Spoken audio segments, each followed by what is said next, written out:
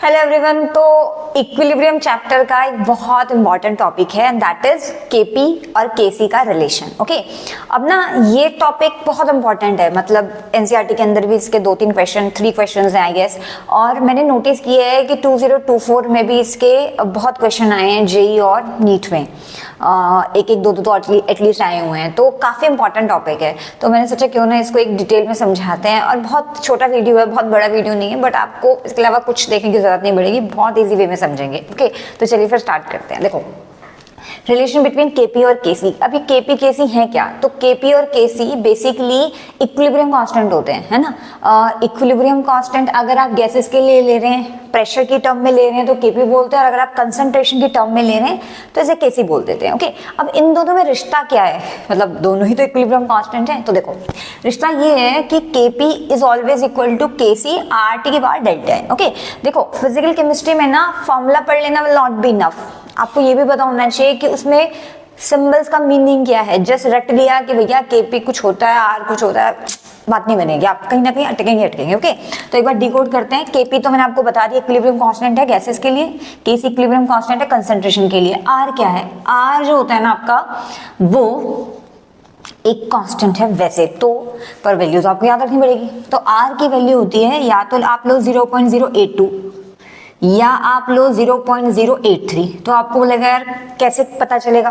देखो 0.082 litre atmosphere पर kelvin पर मोल इसकी पूरी वैल्यू होती है, और 0.083 लीटर बार पर केल्विन पर मोल। ठीक है, अब थोड़ा सा फर्क है, ये एटमॉस्फेयर में लिया गया है, बार में लिया गया है, बहुत छोटा सा डिफरेंस है, पर याद रखना है। इसका भी मैं आपको छोटा सा ट्रिक बताती हूँ, याद रहेगा। देखो, आप मुझे एक बात बताओ, ए पहले आया कि बी? जब आपने अल्फाबेट पढ़े होंगे तो ए पहले आता है कि बी पहले आता है? ऑब्वियसली ए पहले आता है, बी बाद में आता है ना। अच्छा एक बात बताओ, 2 पहले आता है कि 3 पहले आता है? 2 पहले आता है। ठीक है, तो क्योंकि ए पहले आता है तो उसके साथ 2 आएगा, और बी बाद में आता है तो उसके साथ 3 आएगा। Make sense? अब देखो एक फर्क क्या है, 2, तो 2 के साथ ए लगेगा, ओके, और 3 के साथ बी लगेगा। याद रहेगा, छोटा सा डिफरेंस है पर पता होना चाहिए। ओके, नाउ अब आ जाते हैं अब बाकी की टर्म्स पे। तो यहाँ पे आर हो गया हमारा, और मतलब इन दोनों में से एक वैल्यू हो सकती है। टी हमारा टेम्परेचर होता है, हमेशा केल्विन में ही लेना होता है। अब सबसे जरूरी चीज है कि डेल्टा एन क्या है, और यही मेन चीज है इसकी। देखो डेल्टा एन जो है ना आपके पास, वो है डेल्टा क्या है? डेल्टा मतलब होता है चेंज, ठीक है, और एन का मतलब होता है नंबर ऑफ मोल्स। तो डेल्टा एन का मतलब है number of moles of product minus number of moles of reactant.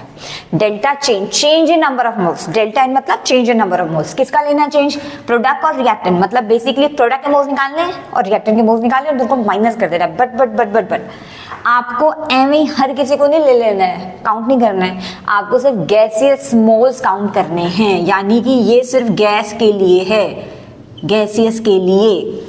Okay, जैसे अब मैं आपको इसको क्वेश्चन से समझाती हूँ। जैसे आपके मान लीजिए कि आपको इसमें डेल्टा एन निकालना है, तो आप कैसे निकालेंगे डेल्टा एन क्या? देखो अगर आप ध्यान से देखो तो आपके पास रिएक्टेंट में सॉलिड है और ये गैस है। अभी मैंने आपको क्या बोला? सॉलिड और लिक्विड को इग्नोर कर दो, पूरा इग्नोर कर दो। सॉलिड और लिक्विड को काउंट नहीं करना, इग्नोर मारो इसे, ठीक है, सिर्फ गैस देखनी है। तो देखो इसको आपने इग्नोर कर दिया, ठीक है, तो सिर्फ आपके पास क्या बचा? ये बचा। तो इसमें बी के कितने मोल्स हैं? 1। तो आपके पास वैसे तो दोनों ही रिएक्टेंट है, ओके, बट आपने इसको इग्नोर कर दिया, तो एन आर की वैल्यू आई 1, बिकॉज सॉलिड नहीं काउंट करते। नाउ अब आ जाते हैं प्रोडक्ट में। तो प्रोडक्ट में आपको दोनों लेने पड़ेंगे क्योंकि दोनों ही गैस हैं, और हैं क्या? 2 + 1 3। तो एनपी की वैल्यू कितनी हो गई? 3। ओके, नाउ अब आपको आप समझ गए आप डेल्टा एन कैसे निकालना है। तो डेल्टा एन क्या होगा? NP minus NR. तो प्रोडक्ट कितना है? 3, रिएक्टेंट कितना है? 1, तो डेल्टा एन की वैल्यू 2 आ गई। ओके, तो आपको ये चीज ध्यान रखनी है। अब एक इसका एनसीईआरटी का क्वेश्चन है। अच्छा, मैंने आपको जस्ट अभी पहले बताया था कि जेई में भी इसका क्वेश्चन आया हुआ है 2024 में, और नीट में भी आया हुआ है, तो उसका जल्दी से क्वेश्चन करेंगे। बट उससे पहले एक बार एनसीईआरटी का क्वेश्चन ट्राई करते हैं। ठीक है, ये है एनसीईआरटी एक्सरसाइज, और अगर मैं क्वेश्चन नंबर आपको बताऊं तो 10 है। एनसीईआरटी एक्सरसाइज क्वेश्चन नंबर 10 पता होना चाहिए ना आपको, एनसीईआरटी एक्सरसाइज क्वेश्चन नंबर 10। तो देखो बोला है 450 केल्विन का टेम्परेचर है, बेसिकली आपको टेम्परेचर दे रखा है, ठीक है।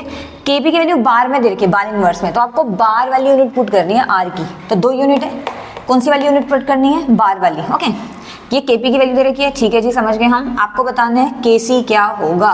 तो पहले तो आप ये बताओ इसका डेल्टा एन क्या होता है, डेल्टा एन। तो देखो रिएक्टेंट में कौन है, दोनों, क्या दोनों को लेके किसी को छोड़ें, दोनों को ले लो क्योंकि दोनों क्या है, गैस हैं। तो यानी कि आपके पास NR कितना हो गया भाई, 2 इधर से आया, 1 इधर से आया, कुछ मिलका तो 1 होता है ना, तो 2 और 1 3 कितना हो गया, 3। अच्छा प्रोडक्ट में आ जाओ, प्रोडक्ट में गैस है तो इंक्लूड करेंगे, यस इंक्लूड करेंगे। और कितना है प्रोडक्ट का मोल्स, 2 है। ओके तो बेसिकली बात ये है कि गैसेस को लेना है, सॉलिड लिक्विड को इग्नोर करना। ओके तो यहाँ से आपका डेल्टा एन कितना आया, NP माइनस NR, यानी कि कितना ना 2 माइनस 3 विच इज -1। ओके अब लगा दो फॉर्मूला। तो फॉर्मूला क्या है, डेल्टा सॉरी Kp किसके इक्वल है, Kc RT की बार डेल्टा एन। ओके तो अब देखो डेल्टा एन तो 1 -1 आ गया, यानी कि Kp किसके इक्वल है, Kc RT बार -1। ऑब्वियसली -1 का मतलब नीचे लेना है उसको, ठीक है। तो Kp की वैल्यू आ गई Kc अपॉन RT। तो यहाँ से आपके पास Kc की वैल्यू कितनी आएगी, तो Kc की वैल्यू आपके पास आ जाएगी, अगर मैं इसे यहाँ ले जाऊँ तो Kc की वैल्यू आ जाएगी Kp इंटू RT। Kp कितना है, 2 × 10⁻10। R की वैल्यू कितनी लोगे, आप सुनो, क्योंकि आपका Kp बार में है, ओके तो आपको बार वाली ही वैल्यू लेनी है। एक मिनट में थोड़ा सा इधर कर देती हूँ, नाउ दैट्स फाइन। क्योंकि आपके पास ये वैल्यू बार में है, कौन सी, ये वाली वैल्यू। ओके तो बार के साथ आपको बार चलेगा ना, ATM थोड़ी चलेगा, तो बार वाली यूनिट लेनी, यानी कि 0.083 और टेम्परेचर कितना है आ गया 450। ठीक है तो यहां से आप आंसर निकाल लेना, मैं गुणा भाग नहीं कर रही हूँ, मैं आपको डायरेक्ट आंसर बता रही हूँ। आंसर आएगा 7.48 इंटू 10⁻11। बार इनवर्स से बार तो कट ही जाएगा, सिर्फ क्या बचेगा, लीटर पर मोल। तो मैं सॉल्व नहीं कर रही हूँ, ऑब्वियसली सॉल्व आप खुद ही कर लेना। ओके तो नेक्स्ट क्वेश्चन है, नीट 2024 में आया हुआ क्वेश्चन है, रिसेंट ही है। और आपको बोला in which of the following, question मैं यहाँ पोस्ट कर दूंगी, in which of the following equilibria Kp and Kc are not equal. Kp और Kc बराबर नहीं होंगे। तो देखो आप ये देखो कि भाई Kp और Kc हैं क्या, Kp is equal to Kc RT की पावर डेल्टा एन। ठीक है अब देखो अगर किसी वजह से Kp और Kc बेसिकली RT के बाद डेल्टा एन है, ओके तो नॉट इक्वल, या आप उल्टा चलो, इक्वल कब होंगे, इक्वल होंगे अगर आपके पास डेल्टा एन 0 आ जाए, क्योंकि किसी की भी पावर 0 1 हो जाती है। जैसे इक्वल इफ डेल्टा एन 0, क्यों, क्योंकि अगर आप RT की वैल्यू तो भाई 0 हो नहीं सकती ना, कुछ तो होगी, है ना। तो अगर आप डेल्टा एन 0 रख दें तो किसी की पावर 0 1 हो जाती है, उस केस में Kp और Kc बराबर हो जाएंगे। और आपसे उल्टा पूछा, आपसे पूछा है किस केस में इक्वल नहीं होंगे। ठीक है तो देखो अगर आप इसमें पहला ऑप्शन देखें तो आपको फर्स्ट ऑप्शन देखो, तो इक्वल कब नहीं होगा Kp Kc, जब इक्वल तो तब होगा ना जब डेल्टा एन 0 है। तो अगर नॉट इक्वल बनाना है जब डेल्टा एन की वैल्यू 0 नहीं आ रही है, मतलब कुछ और ही है, कुछ भी आ रही है, प्लस माइनस व्हाटएवर। अब देखो पहला ऑप्शन है PCl5 गैस, आपको दे रखा है, मैं एक बार ऑप्शन लिख देती हूँ यहाँ पे, PCl5 gas, PCl3 gas plus Cl2 gas, आपको ये दे रखा है। ठीक है अब देखो आपके पास N रिएक्टेंट के मोल्स कितने हैं 1, क्योंकि गैस है तो लेना पड़ेगा 1।